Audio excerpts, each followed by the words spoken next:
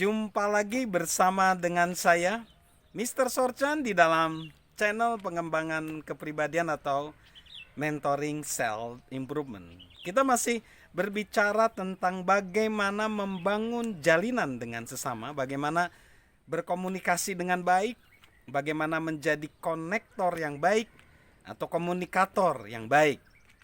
Nah, seorang konektor itu seharusnya tidak membosankan. Dia membuat percakapan menjadi menarik. Jangan sampai orang ngantuk, orang tertidur, dan membosankan melihat presentasi dari kita. Ada beberapa tips agar kita bisa menjadi seorang konektor, seorang komunikator, seorang speaker yang baik atau seorang storyteller yang baik. Yang pertama adalah kita harus bertanggung jawab pada pendengar. Ada kutipan seperti ini, kita bisa membawa kuda untuk datang ke sungai, tetapi kita tidak bisa membuat kuda itu untuk minum air dari sungai tersebut.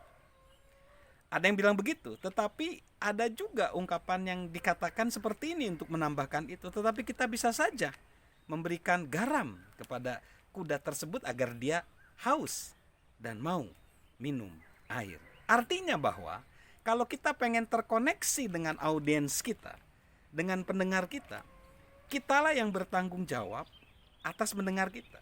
Ada seorang reporter bilang gini, pendengarnya buruk banget. Sebenarnya tidak ada pendengar yang buruk.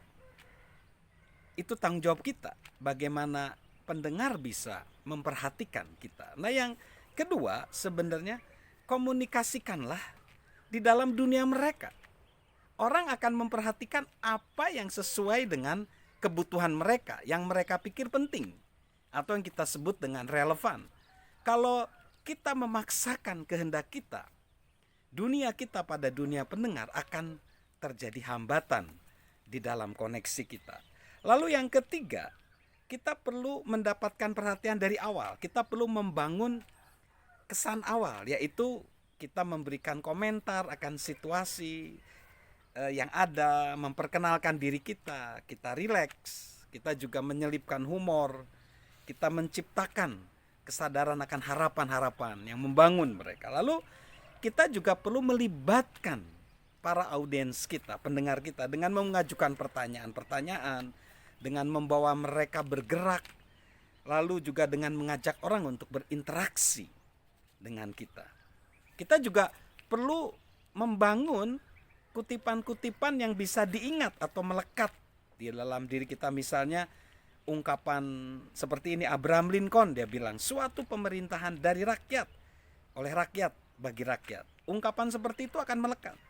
Atau seperti ungkapan John F. Kennedy, jangan bertanya apa yang negaramu dapat berikan kepadamu, tanyakan apa yang dapat engkau lakukan bagi negaramu.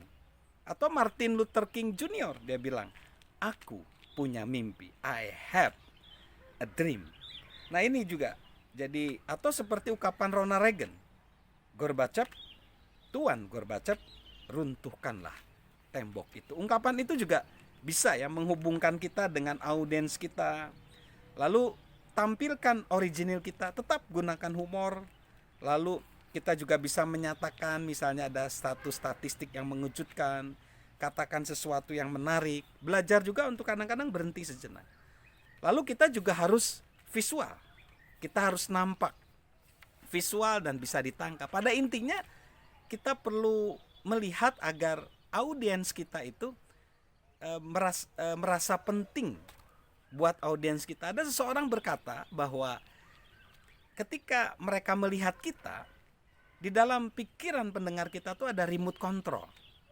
Kalau mereka tertarik akan lanjut, kalau enggak ya kita ditinggal oleh para pendengar kita. Lalu yang terakhir, kita ceritakanlah kisah.